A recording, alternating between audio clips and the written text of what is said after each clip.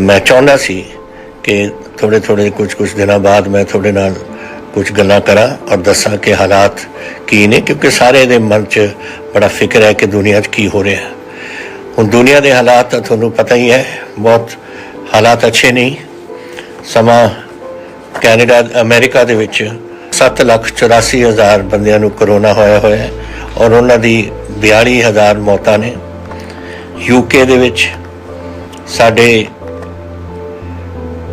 1,24,000 corona cases ने ते 16,500 मौतां ने। तो ये हालात अच्छे नहीं, सारी दुनिया के अं आंकड़े आ रहे हैं जिथे तुसीं जाओ।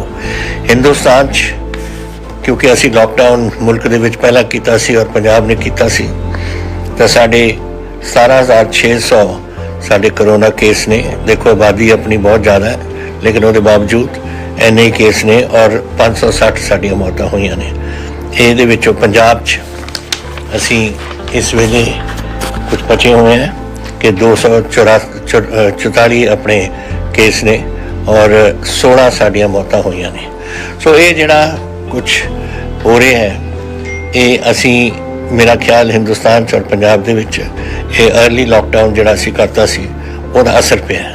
उहदा मतलब ये है कि अगर आपां अपने आप नूं जो दस्सिया गया है अपने घरां च आपां बैठीए, अपने हाथ धोईए जो डॉक्टर वगैरह कहते हैं, तो अपनी जिहड़े आंकड़े ने इन्हां च होर भी सुधार आ सकदा है। काफ़ी दिनों तो ये सानू खबर आई सी कि साढ़े कई लोग 2000 तो उपर के करीब हजूर साहब दे विच नंदेड़ दे विच उत्थे फसे हुए ने। तो असी पहला कोशिश की सी कि गवर्नमेंट ऑफ इंडिया सानू इजाजत देवे ताकि असी उन्होंने प्रबंध करिए उरे न्याउण दा।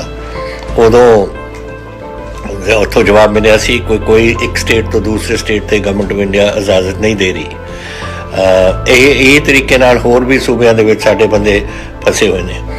तो मैं अज फिर होम मिनिस्टर साहब नाल गल करना चाहुंदा, क्योंकि मैनूं खबर आई सी कि शायद वो इजाजत देना चाहते हैं, लेकिन अज ताईं मेरी हुणी महाराष्ट्र के चीफ मिनिस्टर उदय ठाकरे जी नाल गल हुई है।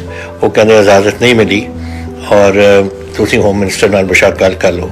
तो मैं अमित शाह जी नाल फिर दोबारा गल करांगा कि ये हुण इन्नी देर दे एक जगह बैठे ने, टोटल उन्हां दी क्वारंटीन पीरियड भी खत्म हो गया, किसी नूं कोई कोविड उत्थे होया नहीं। तो अगर वो आ जान तो चंगा होएगा। बेचारे उत्थे उत्थे फसे जेड़े बैठे ने, कोई काम नहीं करते, बस ऐसे ही एक किस्म की तंगी हो है। इसी तरीके नाल होर सूबियां विच भी साडे लोग उत्थे किते किते फसे ने। मैं सिर्फ सारे मुख मंत्रियों नूं एक बेनती करना चाहुंदा है कि जैसे असी अज मैनू पटनायक जी का टैलीफोन आया सी, उन्होंने दे बंदे साढ़े कोल इत्थे हैगे बड़े, थोड़ी ममता बनर्जी का आया सी कि उन्होंने बंदे बंगाली उरे बड़े बैठे ने और तुसीं उन्हां दा ध्यान रखो। असी वो तो भी समा ये भी कह रहे थे कि सानू दसो असी किस किस्म का तुहानूं कोई इत्थों थोड़ी मदद कर सकते हैं। मैं उन्होंने कहा साडे बंदे ने, तुसीं बिल्कुल ना फिक्र करो, किसी चीज़ की सानू लोड़ नहीं। असी आप ही उन्होंने जैसे असी पंजाबियों नूं सामभदे असी तुहाडे बंदिआं नूं भी इसी तरीके नाल सामभांगे। तुहानूं लोड़ नहीं, उन्होंने रोटी सब कुछ रहायश सब कुछ असी देवांगे और असी वो कर रहे हैं इस वेले। वो भी मैं उन्होंने बेनती कर रहे हैं कि वो भी साडे जिहड़े पंजाबी उत्थे किते फसे हुए ने उन्हां दी भी प्लीज़ बड़ी जिस तरीके नाल तुसीं उन्हां दी मदद कर सकते हो, उन्हां दा रोटी पानी इंतजाम, उन्हां दे रहायश की जगह दे सको, ताकि जब ताईं ये करोना चलदा है और वो वापस घर नहीं मुड़ सकते, उन्हां दी कोई उत्थे कोई रहन की कोई जगह और रोटी का प्रबंध तुसीं कर दिओ साडे वास्ते। कुछ दिन पहला मैं एक कमेटी बिठाई सी 20 मैंबरां दी कि मैनूं दस्सण कि किस तरीके नाल असीं इस लॉकडाउन तो आपां छुटकारा पा सकते हैं।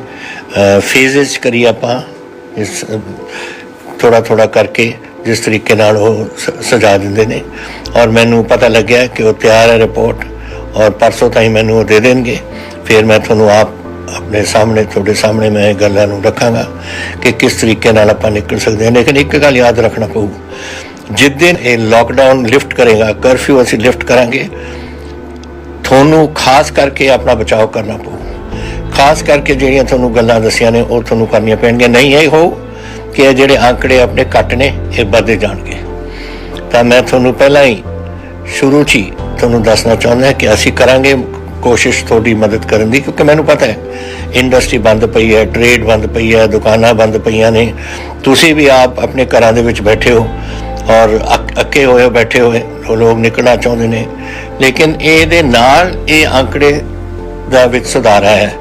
लेकिन जिस दिन तुसी बाहर जाके फिर मिलन लग जाओ लोगों नाल, ये आंकड़े बदलणगे। मैं तुहानूं अज दसना चाहुंदा, इस करके पहला तो ये सोच लो कि असीं जरूर कोई राहत देवांगे, ये सानू देनी पऊ, क्योंकि लोग सदा वास्ते नहीं अपने कमरे बैठ सकते या अपने बिजनेसां नूं बंद कर सकते हैं। लेकिन अपना बचाव करना, अपने साथियों का बचाव करना, अपने वर्करां का बचाव करना, ये थोड़े जिम्मेवारी होएगी फिर। तो ये तुसी मैं पहला दसना एडवांस च दसना चाहता सी, ताकि तुसी अपने मन च रखो ये गल।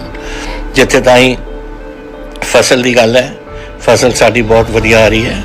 साडे कोल अज तकरीबन पिछले साल अज दे दिन 2 लाख मैट्रिक टन अपनी कणक आई सी मंडियां दे विच। अज दे दिन अज 3,90,000 लाख टन अपने मंडियां चाहिए, तो तकरीबन पिछले साल नालों दुगनी, और ये रोज़ ही चल रहा है। और इस वेले साडी टोटल अराइवल 12,09,000 टन अपने कोल कणक पहुँच चुकी है मंडियां दे विच, और उसकी खरीद हो चुकी है। तो ये फसल तो तुहानूं वधाई होए, क्योंकि तुसीं हिम्मत की है और पिछले साल नालों अपना झाड़ ज़्यादा निकलिया है। और मैं पूछा सी किसी जिमीदारां नूं मंडी दे विच कि किन्ना तुहाडा आ रहा है, कहंदे जी 52-54 साडा आ रहा है क्विंटल। तो ये बड़ा अच्छा होया, और उहदा सारे दा असर ये पिया है कि एक बंपर क्रॉप पंजाब दे विच आ रही है, थोड़ी आमदन बढ़ेगी और देश का अन्न बढ़ूगा। ये जिहड़ी हुण अपनी बाढ़ी लग रही है, वो तो बाद आम तौर पर तो आपां कणक दा मुੱਢ जिहड़ा रहिंदा है उहनूं आपां अग नहीं लाउंदे, लेकिन झोने दी जिहड़ी आपां अग लाउने आ ਉਹਦੇ ਨਾਲ बड़ा धुआं हो जाता है पंजाब च। पर किते किते इत्थे कणक नूं भी ला दिंदे ने, और वो मैं तुहानूं ये गल करना चाहुंदा है कि साडे वास्ते ये ऐतकी बड़ा खतरनाक होगा, इसलिए कि जिहड़ा कोविड है ना, वो एक फेफड़ियां दी बीमारी है, और उत्थे ऑक्सीजन जद घटदा उहदे च वो लोगों का ये फेफड़े होर खराब हो जाते हैं। साडे बच्चे ने, साडे परिवार ने सारे। तो मेरी ये भी तुहानूं बेनती है कि तुसीं ऐतकी बिल्कुल किसी हालत विच भी अग नहीं लगाउणी अपने मुढ़ने रह गए अपने कणक दे, और नहीं तो ये जिहड़ा एक कोविड का काम है ये होर बिगड़ जाना है, और जिहड़े साडे मरीज़ ने उन्हां नूं होर नुकसान पहुँचना है। और यही नहीं कि थोड़े अगर बच्चों के फेफड़े कमज़ोर हो जाएंगे तो फिर करोना ਦਾ असर भी उन्होंने ते पै सकता है। इस करके मेरी बेनती है थोनों बड़ी हथ जोड़ के कि ये काम ना कर सेहत की। सो ये चीज़ां मैं थोनों 2-3 थोनों दसना चाहता सी कि ये तुसीं पहला कोविड सब तो बड़ा दुश्मन साडा कोविड है, उसका सामना करने लई थोनों कल्ले पंजाबी नूं अपना इहदे च रुख बदलना पऊ, देखना पऊ कि साडी समस्या जिहड़ी है इसदा सामना इक्को ही तरीका है, कोई दवाई नहीं इहदे वास्ते। थोनों पता है हाले तक दुनिया कोई दवाई नहीं बनी, ये नहीं कि मैनू कोई बीमारी हो जू तो मैं बच जूँगा। इस तरीके इनू समझ लो कि कोई दवाई नहीं, सिर्फ दवाई ये है कि तुसी अपनी सोशल डिस्टेंसिंग रखो, एक दूजे नू ना मिलो, दूरों गल्लां करो, और इस किस्म का या टेलीफोन पर गल करो। आही सिस्टम है इनू बचाने वास्ते। और वाहिगुरू करे एक दिन ना ये दवाई बनेगी जरूर, लेकिन उस तो पहला मैं नहीं चाहता कि मेरे कोई पंजाबी होर जाके बीमार हो जान।